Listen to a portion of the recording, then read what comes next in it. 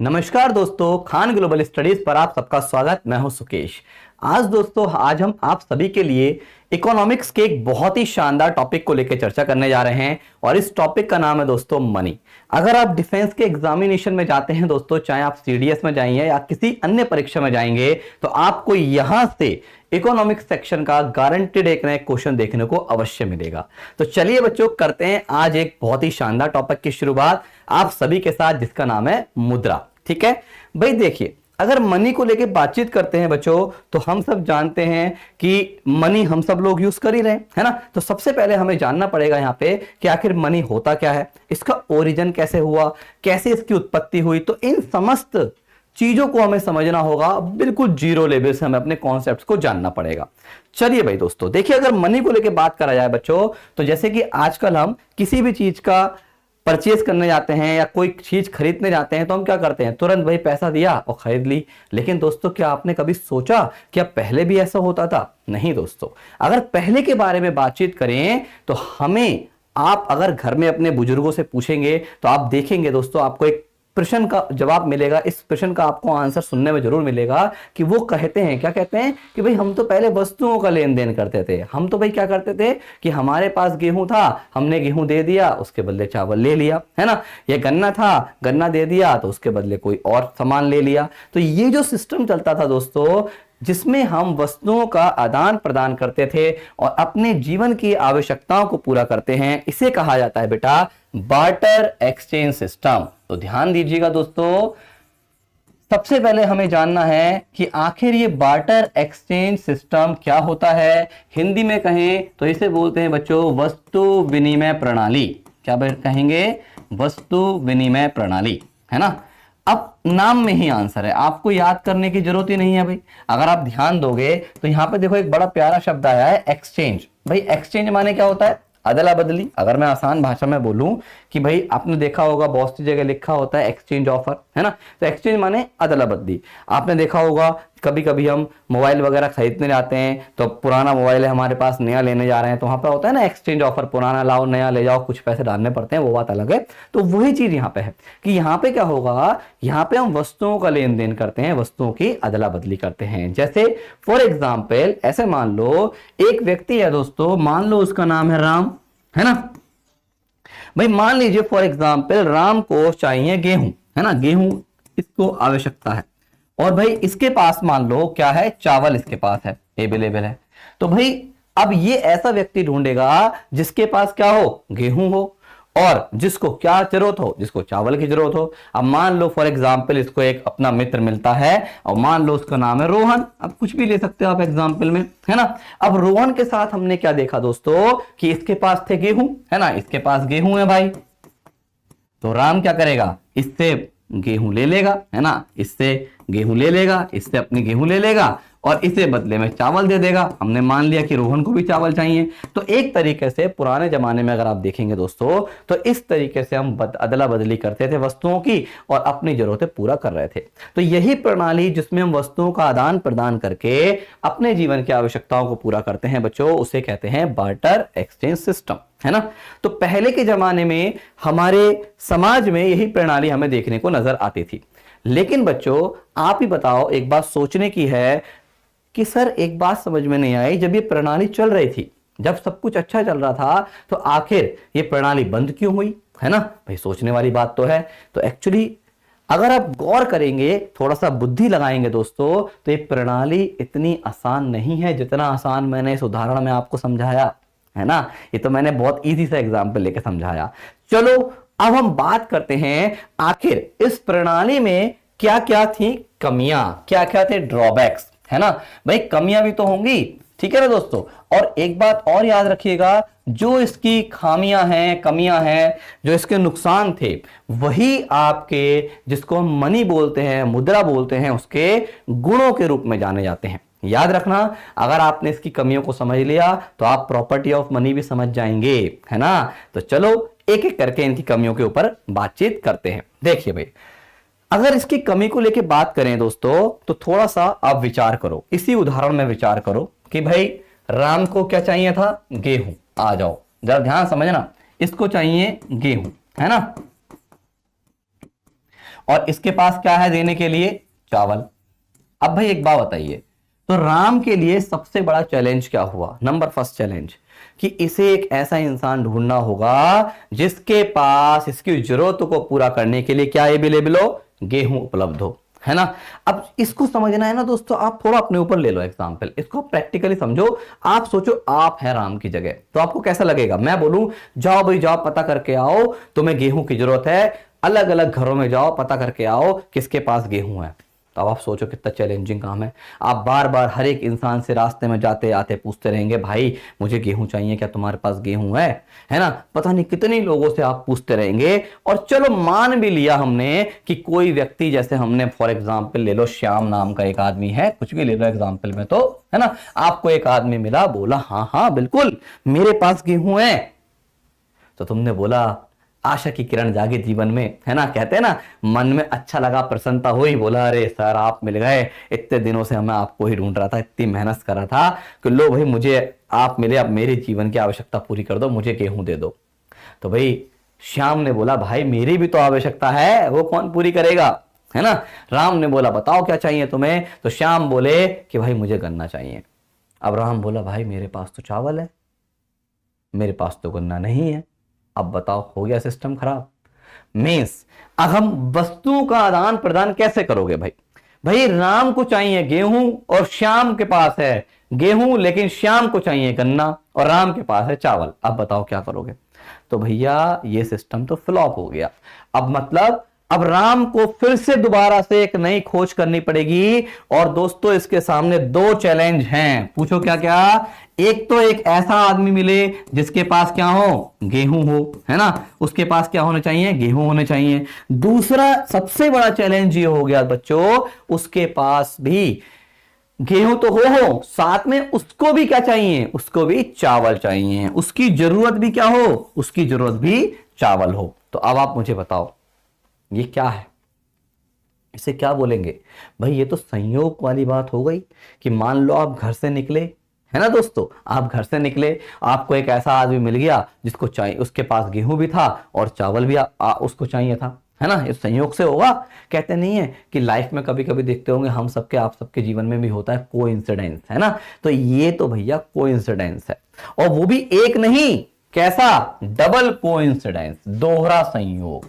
तो भाई सबसे बड़ी खामी क्या थी कि भैया ये तो दोहरे संयोग पर आधारित है, डबल कोइंसिडेंस पर आधारित है। अगर दोहरा संयोग होगा तो भैया बार्टर एक्सचेंज सिस्टम सक्सेस हो रहा है। अगर दोहरा संयोग नहीं हो रहा तो बार्टर एक्सचेंज सिस्टम तो फ्लॉप हो गया। अब आप सोचो, क्या आप ही बताइए, क्या जीवन में रोजाना कोइंसिडेंस होते हैं? क्या जीवन में रोज संयोग होता है? ऐसा तो नहीं होता ना। ये तो भाई कभी कभी की बात है, वो बात अलग है। तो सबसे बड़ी खामी कमी क्या है इसकी? Double coincidence. डबल कोइंसिडेंस की कमी है, दोहरा संयोग यहां पे देखने को मिलता है, जो कि इतना इजी नहीं होता। चलो और बताते हैं दूसरी बात दोस्तों। अगर बात किया जाए तो दूसरा क्या इसकी परेशानी रही? अब चलो मान लो भैया इसे बड़े मुश्किल से गेहूं चावल वाला अपना दोस्त मिल गया, जैसे श्याम ही मान लिया हमने, है ना। श्याम मिला और श्याम को भैया क्या करा इसने? बोला भाई लो चावल पकड़ो, मुझे गेहूं दे दो। अब जैसी दोनों ने अदला बदली करी तो पता है क्या हुआ बच्चों? श्याम बोला यार मेरे तो बहुत अच्छे क्वालिटी के चावल हैं और तुम्हारा तो गेहूं बड़ा खराब वाला है यार। अब बताओ, अब आप बताओ क्या करें भाई? अगर दोनों की क्वालिटी अच्छी होती, इक्वल क्वालिटी होती, अच्छी अच्छी क्वालिटी होती है, दोनों की खराब खराब होती, तो हम इक्वली माप लेते कि भाई 5 किलो पकड़ तुम, 5 किलो मुझे दे दो, है ना। लेकिन अब आप बताइए, एक की क्वालिटी अच्छी है, एक की क्वालिटी खराब है, तो अब आप एक्सचेंज करते समय, अदला बदली करते समय मापन कैसे करोगे? कैसे नापेंगे कितना गेहूं राम दे, कितने चावल श्याम दे? सही बात है ना। यानी कि ये दोनों अदला बदली किस किस हिसाब से करें? हिसाब बताओ, तरीका बताओ। तो एक कमी नजर आई कि भैया ये हमारे मापन करने में, मेजरमेंट करने में भी क्या हो गया? मेजर करने में भी फेल हो जाता है ना। तो मुख्य रूप से भाई दो तो बहुत बेहतरीन कमी है, आप देख रहे होंगे, और ये कमी ऐसी है दोस्तों जिनका दूर होना अनिवार्य है ना। और भी बहुत सारी कमियां हैं, जैसे एक कमी और बताता हूं भाई। जैसे कि हमने यहाँ पे चलो एक बहुत सरल सा उदाहरण लिया, गेहूं चावल। अगर आप गौर करेंगे दोस्तों तो पुराने जमाने में तो लोग भाई क्या करते थे, गेहूं चावल ही नहीं, पशुओं का भी आदान प्रदान करके अपनी आवश्यकताएं पूरी करते थे, है ना। अब मान लो फॉर एग्जाम्पल ऐसे हो जाए, राम बोले कि भाई मेरे को अपनी बहना की शादी करनी है ना, और मुझे भैया मान लो 100 किलो गेहूं की जरूरत है, एक उदाहरण मान रहे हैं, और इसने बोला कि मैं 100 किलो गेहूं दूंगा, लेकिन कब लूंगा, बदले में अपनी एक गाय है इसके पास, उसको गाय दे दूंगा, गाय देके बदले में 100 किलो गेहूं ले लेगा। इसने सोचा, मतलब गाय के बदले। अब क्या होता है, चल दिए भैया राम बाबू गाय को लेके अपनी, और सोचा आज तो भैया क्या करते हैं, हम इसके बदले क्या लाएंगे भैया, 100 किलो गेहूं लेके आएंगे और धूमधाम से अपनी बहन की शादी करेंगे, अच्छे से अनाज का प्रबंध हो जाएगा बारातियों को खिलाने के लिए। अब भाई जब ये पहुंचे बाजार में तो वहां पे इन्होंने देखा कि इन्हें एक इंसान मिला जिसने बोला ठीक है मैं तुम्हारी गाय ले लूंगा, लेकिन एक परेशानी निकल गई उसके साथ। उसने बोला भाई गाय तो मैं ले लूंगा, लेकिन मेरे पास 100 किलो नहीं है गेहूं, मेरे पास तो भैया 50 किलो गेहूं है, लो भाई मुझसे 50 किलो गेहूं ले लो और मुझे अपने बदले में गाय दे दो। अब ये भाई राम बोला कि यार मेरी गाय की कीमत बस 50 किलो थोड़ी है। उसने बोला भाई मानता हूं तुम्हारी गाय की कीमत ज्यादा है, लेकिन मेरे पास तो है ही 50 किलो, मैं कहां से दूं बताओ। तो उसने बोला एक काम करो, देखो एक सामने एक और व्यक्ति बैठे हैं, उनका नाम मान लो सोहन बैठे हैं, उनके पास चले जाओ, उनसे पूछो। अब सोहन के पास भी गए, मान लो यही 2 लोग थे वहां पे, तो उसने भी बोल दिया भैया मेरे पास भी 50 किलो है गेहूं। तो उसने बोला भैया ला मुझे गाय दे दे और मुझसे 50 किलो गेहूं ले जा। अब राम के मन में क्या आता है, हमारे राम बाबू क्या बोले, अब सुनो। राम बाबू ने सोचा भैया गाय दे दूंगा, लेकिन मुझे तो 100 किलो चाहिए। अब आप बताओ दोस्तों, अब आप खुद सोचो, क्या ऐसा पॉसिबल है कि आधी गाय राम इसे दे दे, आधी गाय इसे दे दे? क्या गाय के बंटवारे संभव हो सकते हैं? खुद सोचिए कि भैया 50 यहां से ले लो, 50 यहां से ले लो, हो गई 100 किलो। नहीं, तो ये एक सबसे बड़ा समस्या कि भैया डिस्ट्रीब्यूशन करने में हमारा क्या हो गया, बार्टर एक्सचेंज सिस्टम बिल्कुल फ्लॉप हो गया। जैसे कि दोस्तों आजकल हम क्या करते हैं, मुद्रा के उपयोग में, अब जैसे मान लो ये 100 किलो गेहूं मान लो 2000 के आ रहे हैं, तो क्या करते तुम, मुद्रा की होती तो आज का जमाना होता तो हम क्या करते हैं, हम कहते ले भाई 1000 रुपए तू पकड़, 1000 रुपए तू पकड़, ला मेरे 100 रुपए किलो, 100 किलो गेहूं, ऐसे तो करते। लेकिन आप बताओ गाय के बदले कैसे करोगे, है ना। अब आप बोलोगे सर एक काम करेंगे ना हम, क्या कि इन दोनों को बोलेंगे लो हमारी गाय लो, तुम दोनों पाल लो। अब मान लो दोनों तैयार ना हुए तो ये तो भैया ये तो डिपेंड करता है ना इनके ऊपर। मान लो ये बोले कि मैं तो दूसरे गांव का हूं, ये बोले मैं वहां का हूं, तो मतलब दूसरा दूर गांव है कोई वहां का हूं। अब ये थोड़ी करते रहेंगे कि गाय को नचाते रहेंगे 15 दिन तेरे पास 15 दिन मेरे पास, ऐसा थोड़ी होता है भाई, है ना। ये तो संभव ही नहीं है। मतलब एक प्रैक्टिकली देखा जाए तो ये एक बहुत बड़ी समस्या थी किसकी, बार्टर एक्सचेंज सिस्टम की, कि ये वितरण करने में, डिस्ट्रीब्यूशन करने में, चीजों को बांटने में फेल हो जाता है ना। बात समझ में आया? जल्दी बोलो सारे बच्चे हाँ है ना। उम्मीद है ये बात भी आप अच्छे समझ में आ गई होगी आप सबको, है ना। चलो एक काम करते हैं, और भी इसके फीचर्स हैं उनसे भी दोस्ती करेंगे। देखिए ये तो मैंने बताया है यहाँ पे, आपका एक पीडीएफ आपको ऐसे मिलेगी, चिंता मत करिएगा दोस्तों। जब आपको क्लास ओवर होगी, आपको हिंदी इंग्लिश दोनों में नोट्स प्रोवाइड हो रहे हैं, है ना, सब आपको मिलेगा कि आप जिसमें अच्छा लगे आप समझिए। तो बार्टर एक्सचेंज सिस्टम क्या होता है मैंने आपको बताया। उसके बाद हम इसकी खामियों को लेकर बात कर रहे थे, जैसे कि मैंने अभी आपको बताया डबल कोइंसिडेंस बॉन्ड की कमी, कॉमन मेजर की कमी, है ना, नाप नहीं सकते, डिविजिबिलिटी, है ना, जैसे कि मैंने बोला इनडिजिबल है ना। अब बहुत सी चीजें ऐसी हैं, जैसे गाय का ले लिया हमने, बकरी ले ली, पशुपालन, पशुओं वगैरह जो होते हैं, जो पशुओं का आदान प्रदान करके अपनी आवश्यकताएं पूरा करते हैं, बताओ कैसे कर पाएंगे, वो पॉसिबल ही नहीं है। इसके अलावा एक important point, difficulty in making deferred payment. Deferred मतलब होता है दोस्तों फ्यूचर पेमेंट, आसान भाषा में। भाई वर्तमान में आप देखेंगे मुद्रा ने हमारे जीवन को इतना आसान बना लिया है कि हम उसकी सहायता से चीजों का भुगतान वर्तमान की जगह भविष्य में भी कर सकते हैं, है ना, धीरे धीरे फ्यूचर में कर सकते हैं। ईएमआई सिस्टम आप देखते हैं, आप यूज करते हैं। लेकिन दोस्तों क्या यहां पे ये सुविधा उपलब्ध है? नहीं।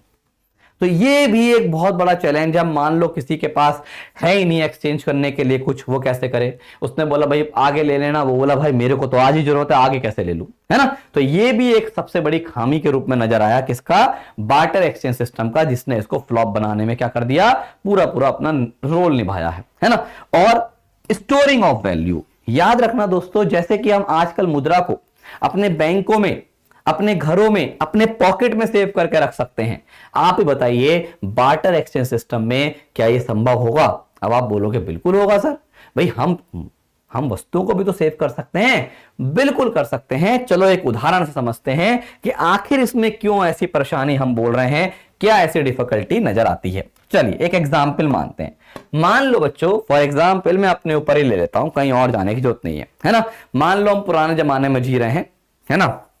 अब मैंने सोचा कि भाई मेरी एक बहन है, मुझे उसकी मैरिज करनी है, ठीक है? और मैंने सोचा चलो उसकी मैरिज वगैरह करने के लिए एक काम करते हैं भाई, अब जैसे बाराती वगैरह आएंगे उनको खाना वाना खिलाना होगा, तो मैंने सोचा चलो चावल वगैरह या गेहूं वगैरह कुछ भी, चावल ले लेते हैं इस बार। आप भी कहोगे सर बार बार गेहूं पकड़ लेते हैं, लो इस बार हमने चावल पकड़ लिए और मैंने सोचा चावल को भाई एक साथ इकट्ठा करके रख लेते हैं, है ना? और जब उसकी 2-3 साल बाद शादी वादी होगी तो वहां पे भैया हम उसका उपयोग करके अपना खर्चा कुछ कम कर लेंगे। भाई फ्यूचर का खर्चा कम हो जाएगा, क्योंकि और भी खर्चे होते हैं शादी ब्याह में, आपको जानते हैं बच्चों, है ना?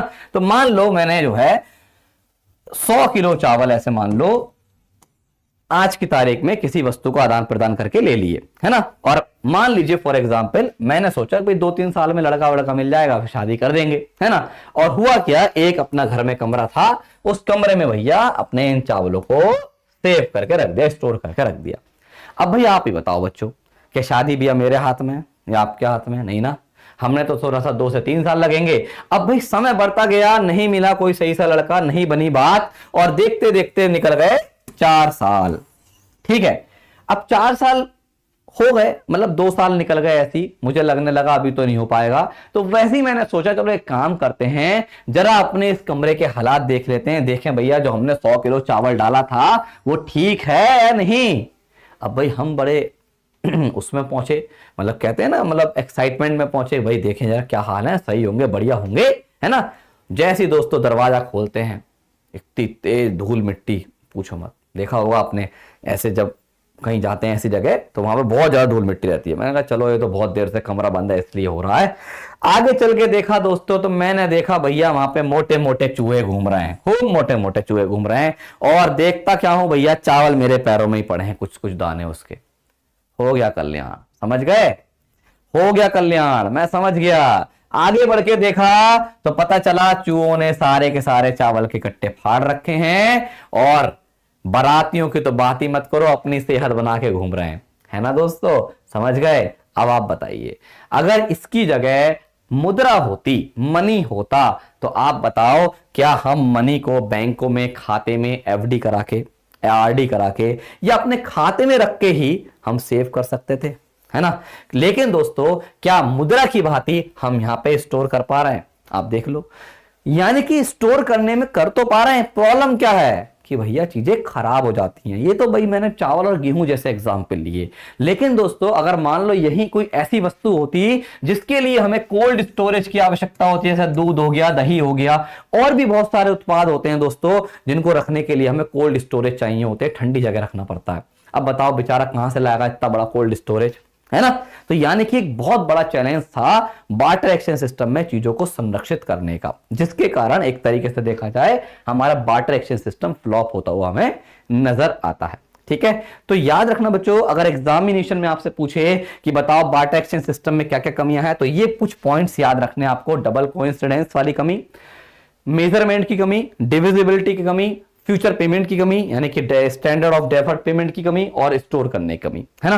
और यही कमियों को दूर करना ही उद्देश्य था, और उसी उद्देश्य को पूर्ण करने के लिए ही दोस्तों क्या करा गया, इस बार्टर एक्सचेंज सिस्टम में बदलाव करके अन्य प्रणालियों की तरफ हमने बढ़ना शुरू करा, है ना?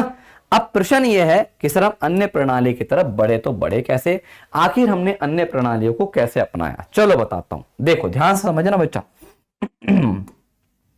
भाई पहले जब हम बार्टर एक्सचेंज सिस्टम चल रहे थे तो ये हमारी प्रणाली चल रही थी। अब मैं आपको एक बात बता रहा हूं, अब हम ये बता रहे हैं बच्चों आपको इस समय कि कैसे मुद्रा का हुआ जन्म, इवोल्यूशन ऑफ मनी, कैसे मनी का जन्म हुआ, कैसे मनी का जो हम यूज कर रहे हैं इसका उत्पत्ति कैसे होती है ना। तो पहले चला ये। इसके बाद दोस्तों जब ये सिस्टम में हमें खामियां नजर आने लगी तो हमने क्या करा, हमने मेटेलिक कॉइन्स यूज करने पड़े। किसके सिक्के यूज करने पड़े, धातुओं वाले सिक्के। आपने देखा होगा दोस्तों, अगर आपने हिस्ट्री पढ़ी हो या आप हिस्ट्री पढ़ते भी होंगे तो आप जानते होंगे, इतना तो आपने सुना भी होगा, मे बी अपने घर में भी देखा होगा, पहले के जमाने में बहुत बड़े बड़े सिक्के चलते थे, चांदी के सिक्के, है ना, सोने के सिक्के चलते थे, नहीं चलते थे, ये मेटेलिक कॉइन्स जो बोलते हैं हम, धातुओं के सिक्के, ये हमने यूज करने शुरू कर दिए। लेकिन बाद में ये भी बंद हो गए। क्यों भाई? क्योंकि भाई आपको पता है भाई, अब जैसे चांदी का सिक्का है, तांबे का सिक्का है ना, कांसे का सिक्का है, या सिल्वर कॉइन है, गोल्ड कॉइन है, अब आप बताओ ये धातुएं भी तो बहुत ज्यादा रेयर हैं, है ना भाई। ये धातुएं भी तो आप देखिए संसाधन हैं, ये ऐसा तो है नहीं खूब सारे हैं, अनलिमिटेड हैं, ये भी रेयर है, बहुत कम है, और भाई हमें भी इनका अच्छे से यूटिलाइजेशन करना पड़ेगा। और आप देखो वर्तमान में देख लो सोने के रेट क्या चल रहे हैं, अब बताने की जरूरत नहीं होनी चाहिए, आप खुद समझदार बालक हैं। क्यों इतना महंगा है? क्योंकि रेयर है इसलिए तो, है ना। अगर हर घर में सोने का पेड़ होता, हर घर में सोने की खदानें होती तो भैया काहे को जरूरत होता है इतना महंगा बिकने के सोना, है ना। तो वही चीज है, क्योंकि ये मेटल के बने और मेटल बहुत महंगा होता गया तो इसलिए हमने इसको भी स्विच करा और सबसे बेस्ट ऑप्शन जो आज हम यूज करते हैं उसको अपनाया। और बच्चों उसका नाम है पेपर मनी। कौन सा money? Paper money. Paper money यानी कि ये जो आप नोट वगैरह यूज करते हो। अब भाई आप खुद देखिए ये क्यों चल रहा है आज तक, क्योंकि इसमें खर्चा सबसे कम है। सही बात है ना भाई। आप देखो 500 का नोट, आपका 2000 का नोट जो बंद हो गया, चलो छोड़ो उसे, है ना, 200 का नोट, अरे कोई भी नोट ले लो, आप मुझे बता दो क्या उसको बनाने में उतने रुपए का पेपर खर्च हो रहा है? नहीं ना। पेपर तो भाई बहुत इतना है नहीं, उस 500 के नोट की तुलना में, उस 200 रुपए के नोट की तुलना में तो बहुत कम, ना के बराबर ही है। 2-4 रुपए मात्र रुपए 5-1 रुपए खर्च हो रहे हैं मात्र, है ना। तो यही कारण है कि इसमें हमारा क्या हुआ, एक तरीके से क्या है, सटीक है ना, जिसको हम इतने सालों से इस्तेमाल कर रहे हैं। तो इस तरीके से हम कहां पहुंचते हैं, पेपर मनी पर।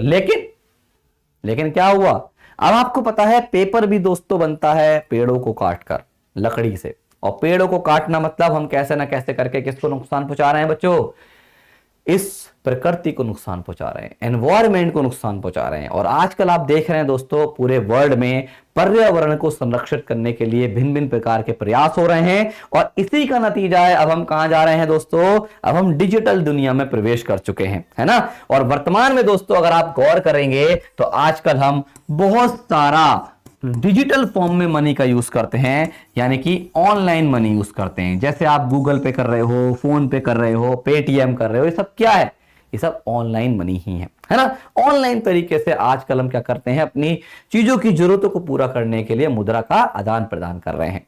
और इसका ही दोस्तों एक एडवांस वर्जन अब आने वाला है, जैसे कि आप पढ़ भी रहे होंगे, सुन भी रहे होंगे, अब इंडिया में भी आने वाला है दोस्तों डिजिटल मनी। भारत सरकार और रिजर्व बैंक ऑफ इंडिया ने भी अनाउंस कर दिया है कि जल्द ही हम भारत में सभी के लिए लॉन्च कर देंगे क्या, एक अपनी भारत की डिजिटल मुद्रा। और उसका नाम क्या रखा है बच्चों, याद रखना, यह भी आप सबको अच्छे से पता होना जरूरी है, एग्जाम में पूछ सकता है, CBDC। ये है भारत की डिजिटल मुद्रा का नाम। क्या नाम है बच्चों इसका, चलो इसको भी बता देते हैं, सेंट्रल बैंक डिजिटल करेंसी। क्या नाम है बेटा, सेंट्रल बैंक डिजिटल करेंसी। अब ये जो आप फिजिकल नोट वगैरह यूज करते हो ना, ये सब डिजिटलाइज कर देगा ये। अब आपके नोट वगैरह कागज के नहीं रहेंगे, सब डिजिटल फॉर्म में आ जाएंगे, याद रखिएगा। तो ये है फ्यूचर, है ना। अब कैसे आएंगे, परेशान होने की आवश्यकता नहीं है, जब ये लॉन्च होगा तो हमें ही पता चलेगा, आपको ही पता चलेगा, है ना। लेकिन दोस्तों अगर भारत के बारे में बात करा जाए तो ऐसे मत सोच लेना, आप माइंड में ये चीज बिल्कुल मत लाइएगा कि पूरी तरीके से हमारे पेपर वाले नोट खत्म हो जाएंगे। क्यों? क्योंकि भाई अभी भी बहुत से देश में हमारे ऐसे बच्चे हैं, ऐसे लोग हैं, ऐसे क्षेत्र हैं कि जहां पे ऑनलाइन और डिजिटल पूरा नहीं पहुंचा, जो अवेयर कम है, उनको इतनी जानकारी नहीं है। आएगा लेकिन धीरे धीरे पूरा इंप्लीमेंट होने में दोस्तों समय लगेगा, है ना। तो चलिए भाई तो ये पूरा एक इवोल्यूशन है, जैसे जैसे हम बढ़ते जा रहे हैं और आगे फ्यूचर में जाएंगे, उसकी पूरी मैंने आपको कहानी शॉर्ट में बता दी है ना। तो अब हम बात करते हैं जो कि हमारा टॉपिक, जैसे कि आप सोच रहे होंगे सर एक बात नहीं समझ में आई, ये मनी क्या होता है, what is the meaning of money. अरे भाई सिंपल, इतनी देर से मनी तो पढ़ रहे हैं, मनी के गुण क्या देखे आपने, मनी क्या है भाई। हम पहले जैसे गेहूं के बदले क्या कर रहे थे, चावल ले रहे थे, है ना। तो गेहूं क्या था, गेहूं को हमने मनी के रूप में यूज करा और उससे चावल ले लिए, अपनी जरूरत कर दी पूरी। तो जैसे गेहूं एक वस्तु है दोस्तों, वैसे ही मनी को भी यहां पे हमारे अर्थशास्त्रियों ने क्या बोला है, एक वस्तु बोला है। क्या बोला है, वस्तु बोल दिया। तो मनी क्या है, मनी एक प्रकार से एक वस्तु है जो हमारा क्या करती है, जो हमारा क्या करती है दोस्तों, एक्सचेंज के रूप में काम करती है। Money is a medium of exchange, खत्म कहानी। एक लाइन में परिभाषा है। मुद्रा क्या है, मुद्रा विनिमय का एक माध्यम है। एक लाइन में इसकी डेफिनेशन आपको मिल गई है ना। तो मनी की डेफिनेशन क्या है, मनी कुछ नहीं है, मनी सिर्फ एकमात्र एक्सचेंज का माध्यम है, जिसको एक्सचेंज करके हम अपने जीवन की जरूरतें और इच्छाओं को पूरा करते हैं, है ना। तो बस सिंपल सी परिभाषा। अगर आपसे कोई भी पूछे what is money, it is a medium of exchange, काम खत्म, है ना। जो कि हमारे देश में क्या हो, स्वीकार हो, ये जरूरी है, स्वीकार होना आवश्यक है। ऐसा नहीं होना चाहिए कि भाई मान लो मैं बोलूं ये मनी है और आप बोलो नहीं हम तो स्वीकार नहीं करेंगे, तीसरा बोले हम स्वीकार नहीं करेंगे, नहीं। जिसको समस्त देश के लोगों के द्वारा स्वीकार किया जाए, और ये जब ही संभव होगा जब देश की सरकार उसे लीगल तौर पर वेरीफाइड करेगी। सपोज उसे क्या कहते हैं, अपनाने के लिए क्या करेगी, एक तरीके से अपना नोटिस निकाल देगी या एक इंफॉर्मेशन से आपके साथ शेयर कर देगी कि आप सभी से स्वीकार करें, है ना। वो जैसे कि आजकल हम देखते हैं, हम नोट सिक्के यूज करते हैं, क्यों करते हैं भाई। कोई बोलता है कि ये मेरे यहाँ नहीं चलता है, मैं ये नहीं लूंगा इसको, क्यों नहीं बोलता, क्योंकि गवर्नमेंट के द्वारा ऑथराइज किए गए हैं, इसलिए सबको लेना उसका धर्म है। अगर आप भारत के निवासी हैं तो आपको भारत की मुद्रा स्वीकार करनी पड़ेगी ही पड़ेगी, है ना। चलो अब आगे समझते हैं।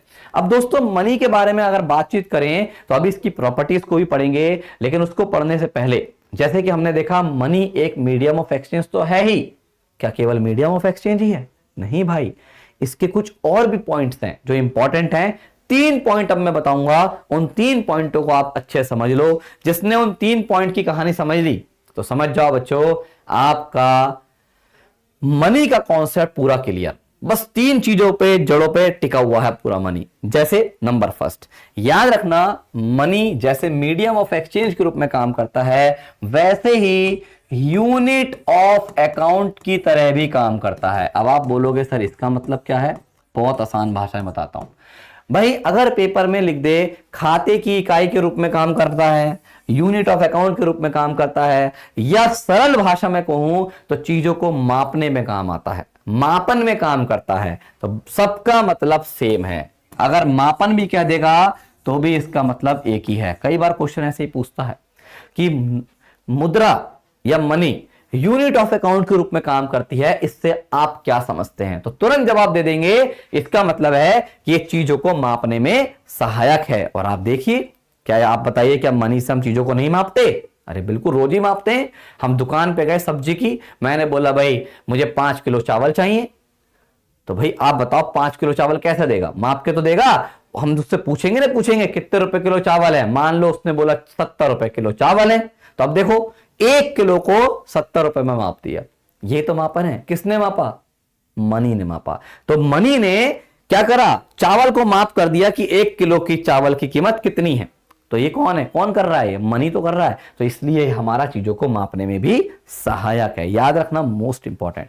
दूसरा दोस्तों, स्टोर ऑफ वैल्यू, वो तो समझ में आ गए होंगे। जहां तुम्हें स्टोर मिल जाए तो समझ जाओ मतलब फ्यूचर के रूप में भी हम इसे क्या कर सकते हैं, संरक्षित कर सकते हैं। आप चाहो तो भैया अपने पैसे को बैंकों में रखो, अपनी पॉकेट में रखो, अपने घर में रखो, एज योर विश। जहां आप चाहें उसे स्टोर करके रख सकते हैं, फ्यूचर के लिए, वर्तमान के लिए, जैसा चाहो आप उसे रख सकते हैं, है ना। तो ये तो हमें बताने की आवश्यकता नहीं, आप अच्छे से जानते हैं। और सबसे पॉइंट इंपॉर्टेंट है, हम इसको बच्चों standard of deferred payment, deferred माने फ्यूचर पेमेंट के रूप में भी इस्तेमाल कर सकते हैं। कैसे, जैसे ईएमआई वगैरह आजकल हम यूज करते हैं, तो ये भी तो एक इसका गुण ही है जिसके रूप में हम इसे यूज कर रहे हैं, है ना। बात समझ में आया दोस्तों? तो ये 4 पॉइंट है मेन। कौन कौन से? कि मनी मीडियम ऑफ एक्सचेंज के रूप में काम करता है, मनी यूनिट ऑफ अकाउंट है ना, मनी को हमारे मापने के रूप में काम में आता है, मनी को हम स्टोर करके रख सकते हैं, मनी को हम फ्यूचर पेमेंट के लिए स्टैंडर्ड ऑफ डेफर्ड पेमेंट के रूप में विलंबित भुगतान के लिए भी इस्तेमाल कर सकते हैं। अगर ये 3-4 बातें आपको समझ में आ गई तो समझ जाओ आगे मनी के गुण, मनी के कार्य सेकंड्स में आप जल्दी जल्दी समझ जाओगे। और फिर इस पर बेस्ड एक प्यारा सा क्वेश्चन भी लाया हूं, उसको भी देखेंगे। चलो पहले आगे की कहानी समझते हैं। देखिए, अगर हम बात करें बच्चों कि प्रॉपर्टी क्या है मनी की, वही सिंपल यही है। नंबर फर्स्ट क्या? मीडियम ऑफ एक्सचेंज होना चाहिए, है ना। चारों बातें जो पहले पढ़ाई है वो चारों की चारों तो यहां पे छाप दो। एक बात और याद रखना भाई, सबसे बड़ा गुण तो वो है जो मैं आपको बताया था। अगर मान लो मैं बोलूं कि लो भाई ये मनी है ना, और उसमें सारी क्वालिटी है ये, लेकिन एक खामी है कि उसे सभी के द्वारा स्वीकार नहीं किया जा रहा, एक्सेप्टेबल बाय ऑल नहीं है, तो अब मुझे बताओ कोई फायदा उसका? तो बेकार। तो सबसे बड़ी मनी की खूबी क्या होनी चाहिए भैया? जैसे कि मैंने बताया कि सभी लोग उसे स्वीकार करें, उसको स्वीकार करने में कोई भी परेशानी नहीं होनी चाहिए, है ना। अब जैसे कि आप देखिए एक एग्जांपल, भाई देखा होगा, अभी हम बात करें 2016 से पहले की अगर बात करें, या 8 नवंबर 2016 से पहले की बात करें, कुछ याद है? 8 नवंबर 2016 वाले दिन नोटबंदी हुई थी भारत में, है ना। तो आपने देखा होगा पहले हमारे देश में 500 वाला नोट और 1000 रुपए वाला नोट जो पहले चलते थे वो चलते थे। हम लोग आराम से स्वीकार करते थे। लेकिन हुआ क्या? 8 नवंबर 2016 वाले दिन माननीय नरेंद्र मोदी जी ने बोला कि आज रात 12 बजे के बाद से 500 और 1000 रुपए के नोटों को लीगल टेंडर स्टेटस से बाहर किया जाता है। तो इसका मतलब क्या है दोस्तों? कि भारत सरकार ने कानूनी तौर पर उन्हें बाजार से बाहर कर दिया। अब आप बताइए क्या हम स्वीकार करेंगे? नहीं। अब आप बताइए क्या 9 नवंबर वाले दिन उन 500 रुपए या 1000 रुपए की कोई वैल्यू बची? खुद सोचो, आप भी जानते हैं तो आपने भी देखा होगा, वो मात्र एक कागज का टुकड़ा रद्दी में बेचने लायक ही रह गया था। सही बात है ना। क्यों?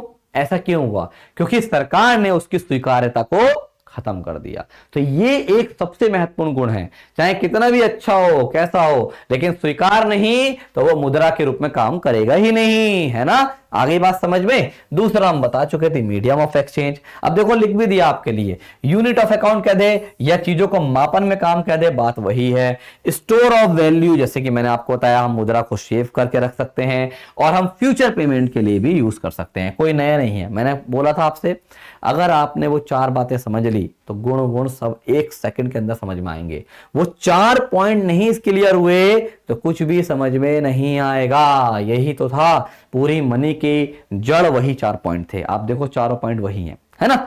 और देखते हैं मुद्रा के कार्य। अब क्वेश्चन आता है एग्जाम में, बताओ मुद्रा के कार्य क्या है, कौन सा प्राथमिक कार्य है, कौन सा द्वितीयक कार्य है। अब कैसे करेंगे?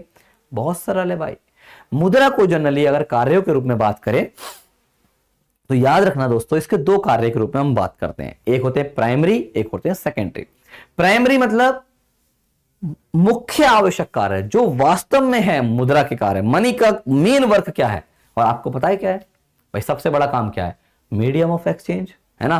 चीजों के आदान प्रदान करने में हमारी सहायता करता है। तो सबसे प्राइमरी कार्य क्या होगा भैया? ये मीडियम ऑफ एक्सचेंज के रूप में काम करता है। और दूसरा सबसे बड़ा प्राइमरी कार्य क्या है दोस्तों इसका? ये चीजों को माप रहा है, मेजरमेंट कर रहा है, यूनिट ऑफ अकाउंट के रूप में काम कर रहा है ना। तो ये दोनों कहलाएंगे इसके प्राथमिक कार्य। और इनके अलावा दो गुण और थे, हमने पढ़े थे क्या? स्टोर करके भी रख सकते हैं, है ना, फ्यूचर पेमेंट भी कर सकते हैं। अब आप खुद सोचो, स्टोर करके रखना है, अरे मन है मैं तो नहीं रख रहा, तुम रख लो, मैं तो खर्च करूंगा भाई, सीधी सी बात है, मेरा मन। जरूरी तो नहीं है ना कि हम केवल स्टोर ही करें, आपके ऊपर डिपेंड है, आप चाहो तो रखो नहीं रखो, है ना। डेफर्ड पेमेंट, फ्यूचर पेमेंट, भाई जरूरी थोड़ी आप डेफर्ड पेमेंट करो ही मनी से, आप करना चाहो कर सकते हो, आप ईएमआई वगैरह में पेमेंट कर सकते हो, टुकड़ों में भी पेमेंट कर सकते हो। नहीं करोगे तो आप क्या कर सकते हो? एक साथ भी पेमेंट कर सकते हो, है ना। तो ये तो सेकेंडरी फंक्शन है, द्वितीयक कार्य है। तो याद रखना बच्चों, ये 2 काम जो हैं इसके प्राइमरी हैं, और ये बच्चे कुछ 2 काम इसके क्या होते हैं? ये हमारे द्वितीयक कार्य के रूप में नजर आते हैं। ठीक है, तो चलो एक काम करते हैं। देखो मनी क्या है हमने जान लिया, मुद्रा के कार्य क्या है हमने जान लिए, मुद्रा के गुण क्या है हमने जान लिए। अब आपके मन में क्वेश्चन आ रहा होगा कि सर पेपर में क्वेश्चन कैसा आएगा, तो ले लेते हैं एक प्रीवियस ईयर क्वेश्चन प्यारा सा समझने के लिए। आप पढ़िए, सोच समझ के जवाब दीजिए दोस्तों, है ना। बहुत ही अच्छा सा क्वेश्चन है, आपके परीक्षा में भी पूछा गया है। आप मुझे बताएंगे सोच समझ के इसका आंसर क्या होगा। चलो पढ़ तो ले पहले क्या है।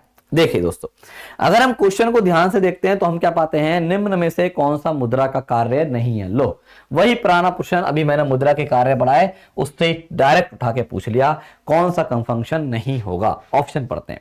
पहला, विनिमय प्रक्रिया में मध्यस्थ के रूप में कार्य करना, intermediate in the process of exchange. बिल्कुल सही बात है भाई, आप खुद सोचो, क्या ये एक्सचेंज के रूप में काम नहीं करा, प्रक्रिया में मध्यस्थ है, हम चीजों को आदान प्रदान कर रहे हैं, वस्तु इधर से उधर आ रही है तो मुद्रा के कारण ही तो आ रही है, ये तो है काम।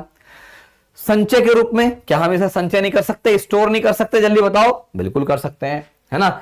लेखा इकाई के रूप में, अभी मैंने बोला था ऐसी पूछता है एग्जाम में, देखो वैसे लिख दिया, यूनिट ऑफ अकाउंट लिख दिया, बिल्कुल है। तो ये तीनों तो है, तो यानी कि कौन सा कार्य नहीं होगा, ये चौथा वाला नहीं होगा। पढ़ लेते हैं।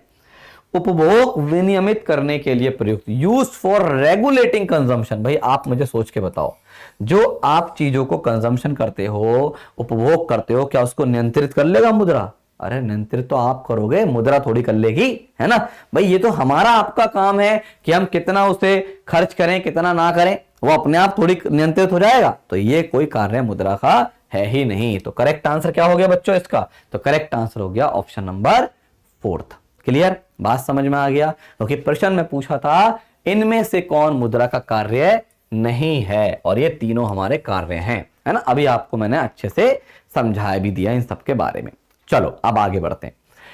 अब दोस्तों देखो, हमने मनी का बेसिक जान लिया है। अब सबसे इंपॉर्टेंट यहां पे अगर हम आगे बढ़ते हैं दोस्तों, तो एक कॉन्सेप्ट आता है मेजर ऑफ मनी सप्लाई, कि जो हमारे अर्थव्यवस्था है, हमारी इकोनॉमी है बच्चों, उसमें मुद्रा के प्रभाव को कैसे नापा जाएगा, है ना। कैसे उसे नापा जाता है, क्या उसके तरीके होते हैं, वो हमें यहां पे बातचीत करनी होगी। चलिए समझते हैं। तो सबसे पहले बच्चों हमें जानना पड़ेगा कि ये मनी सप्लाई क्या होती है, धन आपूर्ति क्या है ना। कैसे उसे नापेंगे वो बाद में पढ़ेंगे, पहले होता क्या है। याद रखना दोस्तों, मनी सप्लाई का मतलब है किसी पर्टिकुलर टाइम पर, किसी निश्चित समय हमारी इकोनॉमी में कितना मुद्रा का प्रवाह है, उसको ही बोलते हैं मनी सप्लाई।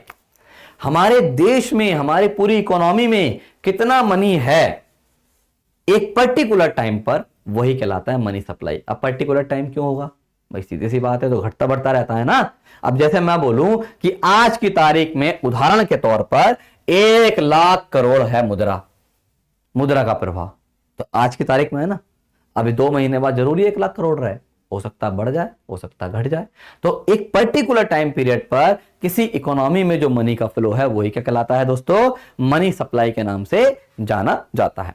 अब प्रश्न है कि सर हमें कैसे पता करे चलेगा कि कितना है मनी सप्लाई मार्केट में, है ना, कितना है इकोनॉमी में पैसा। तो भाई अब आप खुद समझदार हो, ये काम ना तो मैं कर सकता ना आप कर सकते, ये तो भैया कोई ना कोई संस्था करेगी। और याद रखना दोस्तों, इस कार्य को करने का काम किसका है? Reserve bank of India.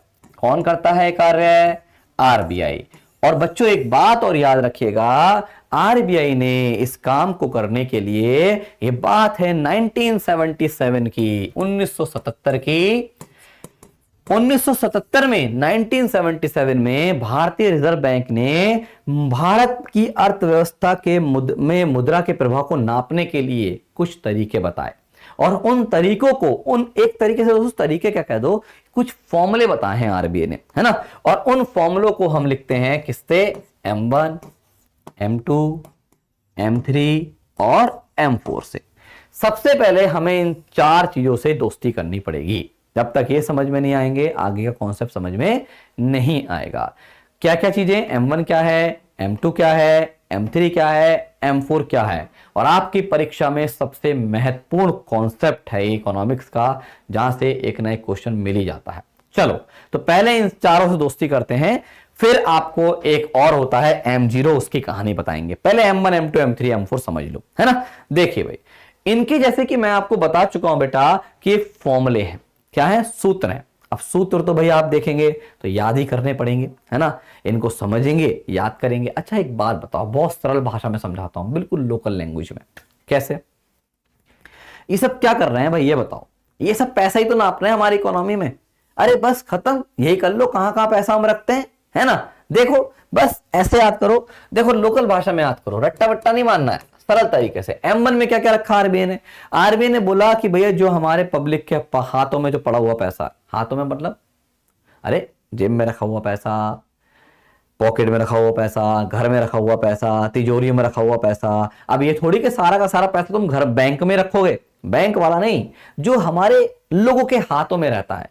Currency with people, इसे बोला गया CWP। CW मतलब करेंसी विद पीपल, लोगों के साथ वाली मुद्रा, लोगों के साथ वाली मुद्रा। अच्छा वो आगे है, M1 वाला आगे है, ये तो अभी पढ़ाएंगे इसे, है ना। M1 में क्या आ गया दोस्तों?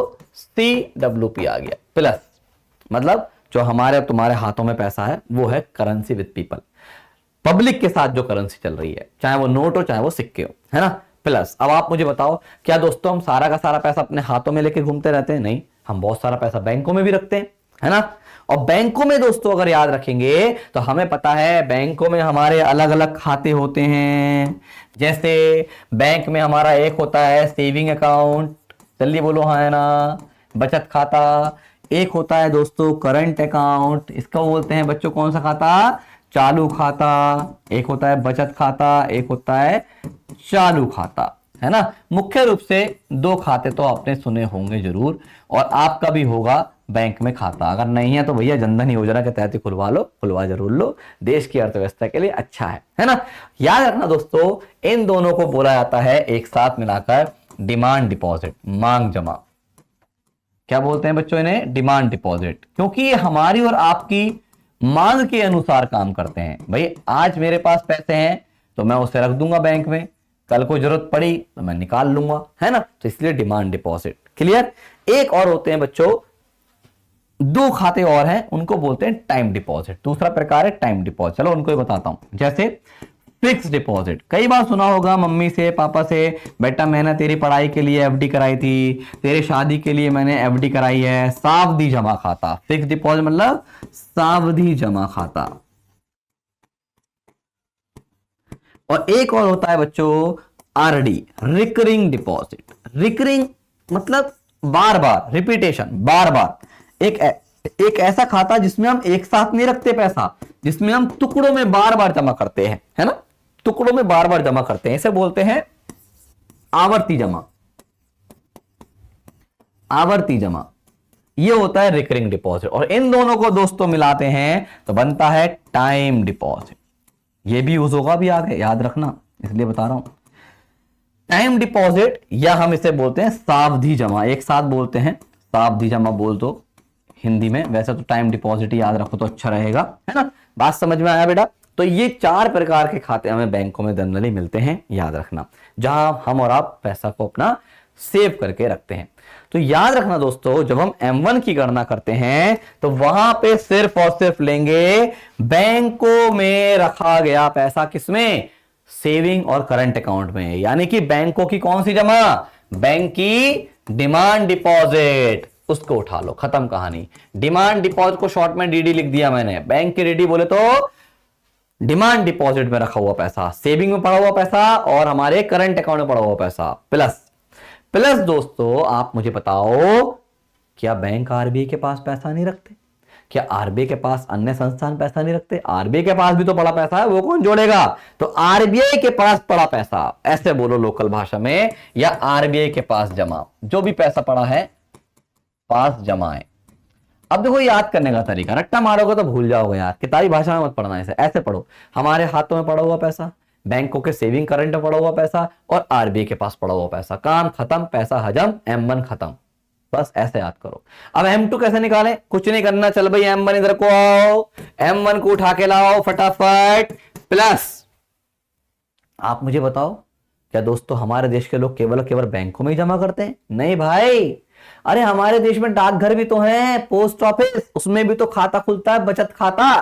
अरे उस खाते में पड़ा हुआ पैसे को उठा लो, लो भैया, कौन सा? सेविंग अकाउंट में पड़ा पैसा, बचत खाते में पड़ा पैसा, लेकिन कहां पे? पीओ में, पीओ बोले तो डाकघर, पोस्ट ऑफिस में पड़ा पैसा, खत्म हो गया M2। बस इतना करना है, M1 को उठाओ और पोस्ट ऑफिस में जो बचत खाते हैं उसमें पड़ा हुआ पैसा को उठा के जोड़ दो, कितना पड़ा है, काम खत्म, M2 का गेम ओवर, है ना। अब M3 कैसे बनेंगे? अरे कुछ नहीं करना, फिर से उठा के लाओ किसको, M1 को, M1 को उठाओ। अब क्या करेंगे? अरे भाई एक बात तो बताओ, तुमने यार बैंकों में रखा हुआ बचत खाते वाला पैसा ले लिया है ना, और हमारा चालू खाते वाला पैसा ले लिया, मांग जमाएं ले रही, लेकिन टाइम वाला कौन लेगा? जो मैंने अपनी लड़की की एफडी कराई है वो भी तो गिनो, वो पैसा क्यों नहीं गिना? हाँ है ना, टाइम डिपॉजिट वाला पैसा। तो यहां पे क्या करेंगे, M3 की गणना करने के लिए बैंकों में पड़ा क्या, बैंकों की टाइम डिपॉजिट को उठा लेंगे। जो भी बैंकों में लोगों ने एफडी कराई है, जो भी बैंकों ने लोगों ने आरडी करा रखी है, उसमें जो भी पैसा रखा हुआ है उस सब पैसे को उठा के जोड़ दो। किसमें जोड़ना? एक में ही है, M1 में। देखो ये बात याद रखना, M2 की कहानी भी M1 पर डिपेंड है, M3 की कहानी भी M1 पर डिपेंड है। तो जैसे ही हम जोड़ेंगे तो हमें क्या मिलेगा, M3 मिल जाएगा। और अगर तुमने M3 पता कर लिया तो बस लास्ट तो बहुत आसान है, M4। कुछ नहीं करना, इस M3 को लेके आओ इस बार। अब की बार M1 को मत उठाना भाई, M1 बेचारा परेशान हो गया, तुमने दुखी कर दिया उसे, बार बार उसे उठा लेते हो, है ना। अब की बार M3 को उठाओ और क्या करो, क्या करो, पोस्ट ऑफिस में कोई भी खाता हो, कोई भी डिपॉजिट हो, चाहे सेविंग हो, यहां तक कि दोस्तों अगर आपको पता हो पोस्ट ऑफिस में आरडी भी होती है, शायद आपने सुना होगा, हो सकता है करवा भी रखी हो। तो पोस्ट ऑफिस में एफडी हो, आरडी हो, सारी डिपॉजिट उठा लो पोस्ट ऑफिस की, सारी की सारी। कौन से वाली? पोस्ट ऑफिस में सारा लोगों का पड़ा पैसा, सारे डिपॉजिट, चाहे वो एफडी में पड़ा हो, चाहे वो बैंक में सेविंग अकाउंट में पड़ा हो, चाहे पोस्ट ऑफिस में लोगों ने आरडी करा रखी हो, सबको उठा के M3 में जोड़ दो तो हमें मिलेगा M4। क्या मिलेगा? M4। तो ये 4 सूत्र बताए हैं मैंने नहीं, आरबीआई ने बताए हैं, और इन चारों का इस्तेमाल करके क्या करता है बच्चों, आरबीआई बाजार में मुद्रा के प्रवाह का कैलकुलेशन करता है, मनी सप्लाई को मापता है। क्लियर? एक बार फिर से सरल भाषा में आपके सामने रिपीट कर दूं, बस आप इस तरीके से याद कर लो जैसे मैंने आपको बता रहा हूं, कभी भी गलती पेपर में नहीं हो पाएगी। M1 में क्या था, लोगों के पास पड़ा पैसा हाथों वाला, लोगों का सेविंग करंट अकाउंट में पड़ा पैसा बैंक वाला, लोगों और आरबीआई के पास पड़ा पैसा, काम खत्म, M1। M2 क्या था, M1 को उठा के लाओ, M1 को उठा के लाओ, लोगों का पोस्ट ऑफिस के बचत खाते में पड़ा हुआ पैसा, काम खत्म, M2। M3 क्या था, M3 M1 को फिर से उठा के लाओ, लोगों का बैंकों में जो एफडी आरडी कराई है उसमें पड़ा पैसा, काम खत्म। M4 क्या था, M3 को उठा लो इस बार, प्लस लोगों का पोस्ट ऑफिस में कहीं पे भी पड़ा हुआ पैसा, सबको उठा के जोड़ दो, चाहे सेविंग अकाउंट में पड़ा हो, चाहे एफडी पड़ा हो, चाहे आरडी पड़ा हो गए, काम खत्म। चारों के चारों चुटकियों में याद। जल्दी बताओ सारे बच्चे हो जाएंगे नहीं हो जाएंगे, कमेंट बॉक्स में बताइएगा आप सारे बच्चे, है ना। चलिए अब जरा कुछ और बातें जानते हैं। अब याद रखना दोस्तों, ये जो बेटा M1 M2 है, हमेशा याद रखना, एक बहुत शानदार क्वेश्चन बनता है, इनको कहा जाता है बेटा नैरो मनी। क्या कहते हैं? Narrow money. ये बात मैं आपके लिए लिख देता हूं, यहां पे लिख देता हूं, अब फिर एक क्वेश्चन भी करेंगे, चिंता मत करो। याद रखना बच्चों, M1 M2 को कहते हैं नैरो मनी। ये क्वेश्चन बहुत पूछता है। संकीर्ण मुद्रा, नैरो मनी मतलब संकीर्ण मुद्रा, इनको कहा जाता है संकीर्ण मुद्रा। और इनका जो उल्टा है M3 और M4, याद रखना बेटा, उसे कहा जाता है ब्रॉड मनी, बृहत मुद्रा। कैसी मनी? बृहत मुद्रा। ये भी याद रखिएगा, ठीक है, इंपॉर्टेंट है। एक बात और याद रखना दोस्तों, जैसे इन दोनों को कहते हैं नैरो मनी और ब्रॉड मनी। नैरो मनी क्यों कहते हैं? क्योंकि भाई अगर आप ध्यान दोगे तो यहां पे इकोनॉमी का ज्यादा पैसा नहीं है, है ना, कम है, लेकिन यहां देखोगे तो यहां बहुत बड़ा है। क्यों? आप देखो M3 में पूरा M1 समाया हुआ है, और M1 में प्लस बैंकों का एफडी आरडी, ब्रॉड हो गया ना, हो गया ब्रॉड हो गया ना।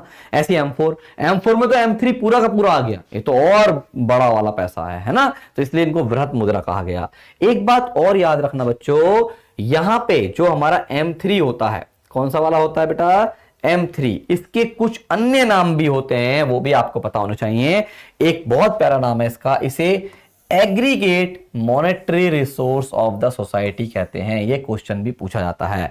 इसमें अगर बोले हिंदी में तो इसे बोलते हैं समग्र मौद्रिक संसाधन। इसे समग्र मौद्रिक संसाधन के रूप में भी जाना जाता है। ये भी इसकी गुण है, याद रखना इंपॉर्टेंट है, क्वेश्चन पूछता है। इसके बाद दोस्तों तरलता पूछे कि भाई कौन सबसे ज्यादा लिक्विड है, कौन कम लिक्विड है। मतलब लिक्विड मतलब किसको तेजी से नगद में बदल सकते हैं, वो है लिक्विड, है ना भाई। जिसको बहुत तेजी से नगद में बदलेंगे वो ज्यादा लिक्विड होगा, जिसको कैश में बदलने में, नगद में बदलने में टाइम लगेगा वो बहुत ज्यादा कम होगा। अरे आप खुद सोचो M1 M2 M3 M4 में सबसे ज्यादा लिक्विड कौन होगा, खुद सोचो, कॉमन सेंस लगाओ।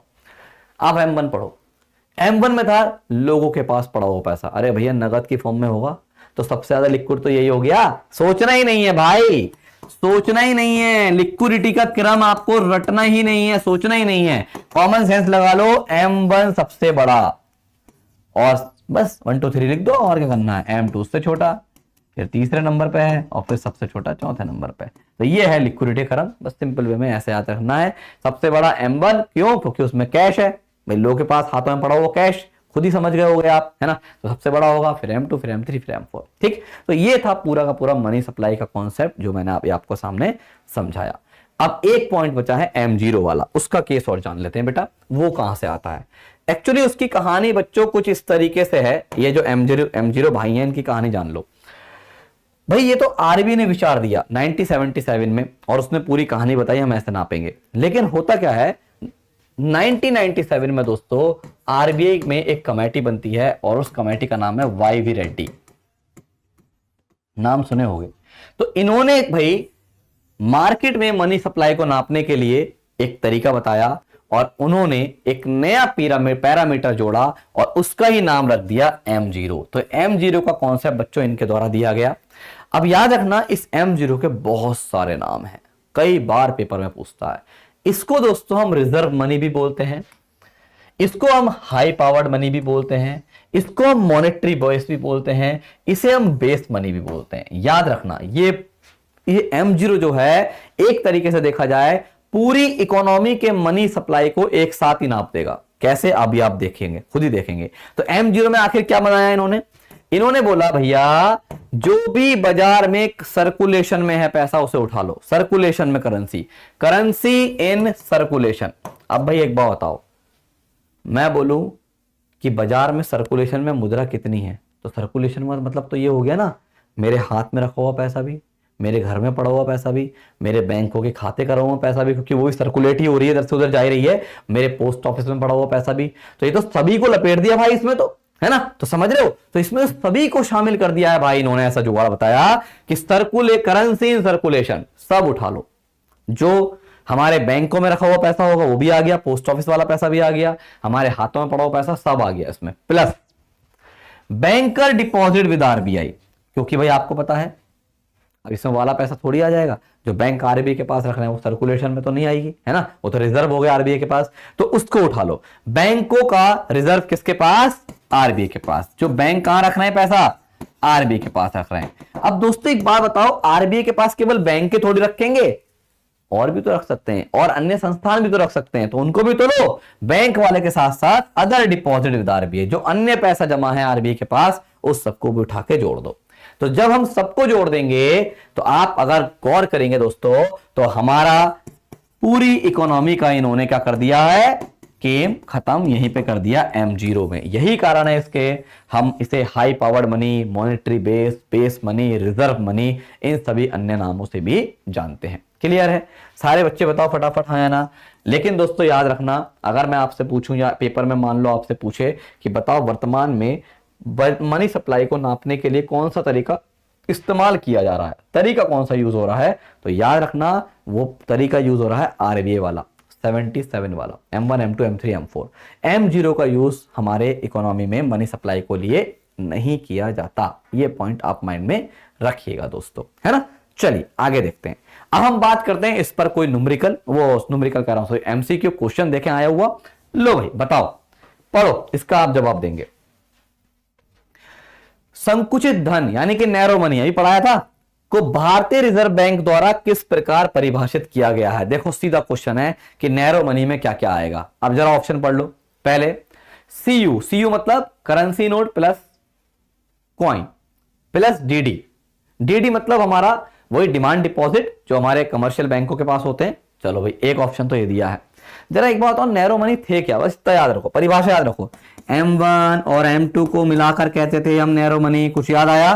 तो भाई नैरो मनी में तो याद रखना दो चीजें आएंगी, M1 वाला पैसा भी आएगा और M2 वाला भी आएगा, दोनों का योग अगर कहीं मिल गया वही होगा आंसर, है ना। अब हो सकता है ऐसा भी कर सकता है ऑप्शन में कि केवल M1 लिख दे या केवल M2 लिख दे या दोनों लिख दे। अब हमें देखना पड़ेगा ऑप्शन। बताओ जरा मुझे, क्या M1 M2 हमारा पूरा हो रहा है? M1 की परिभाषा क्या थी? लोगों के हाथों में पड़ा पैसा प्लस बैंकों में सेविंग अकाउंट में पड़ा पैसा, करंट अकाउंट पड़ा पैसा और आरबीआई में पड़ा पैसा। भाई ये देखा जाए तो पूरा तो हो नहीं रहा, ये तो नहीं हो सकता। अगला पढ़ो, सीयू मतलब यही करेंसी नोट और हमारे हाथों में पैसा पड़ा पैसा। अब देखो CWP को इन्हें सीयू लिख दिया, वो कुछ भी लिख सकता है भाई, उसका मन है, वो कुछ भी लिख सकता है, CWP लिखे या सीयू लिखे। प्लस डिमांड डिपॉजिट, वही बैंक वाले होगा DD, जो बैंकों में सेविंग करंट अकाउंट पड़ा है, plus saving deposit with post office. अब देखो जरा खेल गया गेम तुम्हारे साथ, M2 भी आ गया, प्लस क्या कर दिया, saving deposit with post office. M2 में क्या था, M1 प्लस पोस्ट ऑफिस के बचत खातों में रखा हुआ पैसा, तो अब देखो M2 भी आ गया। चलो यानी कि एक तरीके से ये तो M1 वाले कंपोनेंट हैं, ये M2 वाला कंपोनेंट है। और देखो अब बताओ टाइम डिपॉजिट आएगा? भाई टाइम वाला नहीं आ सकता क्योंकि M3 में आता है ना। अब ये बताओ क्या टाइम, ये भी नहीं आएगा। तो यानी कि दोस्तों अब आंसर आपका दो जगह हो सकता है, टाइम वाला तो आ नहीं सकता क्योंकि M3 में आता है, वो तो हो नहीं सकता, FD/RD तो आएगा नहीं, या तो आंसर ये होगा या ये होगा। अब एक्यूरेट कौन सा है मोर, बताओ खुद ही सोचो। भाई ये पहला वाला M1 वो भी पूरा नहीं है, दूसरा वाला M1 पूरा नहीं है, लेकिन M2 की तो बात रखी है। इसने क्या करा, इसने खेल खेल दिया आपके साथ। M1 की परिभाषा क्या थी, लोगों के हाथों में पड़ा वो पैसा, बैंकों में रखा हुआ पैसा सेविंग करंट में, प्लस आरबीआई के पास पड़ा हुआ पैसा। इसने आरबीआई वाला मेंशन ही नहीं करा, तो क्या हो गया। लेकिन दोस्तों अगर हम आरबीआई वाला नहीं भी लिया, अब उसकी मर्जी, वो चाहता तो लिख देता, वो नहीं चाह रहा लिखना, तो हम क्या कर सकते हैं। तो एग्जाम बनाने वाला है, जो पूछेगा यूपीएससी वो हमें मानना पड़ेगा, है ना दोस्तों। तो उसने नहीं लिखा तो परेशान होने की जरूरत थोड़ी है। अरे दो तो लिखे हैं, प्लस M2 की परिभाषा में सेविंग अकाउंट पोस्ट ऑफिस वाले उठा लिए, तो भाई मोर प्रेफर ये हो गया क्योंकि वो तो अधूरा है, लेकिन वो ये ऑप्शन इससे बेस्ट है। तो आंसर इसका क्या होना चाहिए, देखो यही निकला, तो आंसर इसका यही होना चाहिए। क्लियर। तो इस तरीके से दोस्तों आप देख रहे हैं पूरा कॉन्सेप्ट लग रहा है, और उन कॉन्सेप्ट्स को हम यूज करके क्या कर रहे हैं, इकोनॉमिक्स के क्वेश्चन को सॉल्व कर रहे हैं। याद रखना ये क्वेश्चन जो मैंने आपको कराए हैं, दो ही क्वेश्चन कराए, दोनों ही परीक्षाओं में पूछे गए हैं, आपके CDS के एग्जामिनेशन वगैरह में आपको देखने को मिले हैं। ठीक है, तो ऐसे ही दोस्तों हम अन्य टॉपिक्स के साथ भी बातचीत करेंगे। तो आज की कहानी को हम लगाएंगे यहीं विराम। अच्छे से पढ़ते रहो, तैयारी को मजबूत बनाते रहो और अपने सपने को साकार करते रहो। ठीक है, मिलते हैं फिर आपसे अगली कक्षा में दोस्तों। जब तक के लिए बाय बाय, टेक केयर, जय हिंद, जय भारत।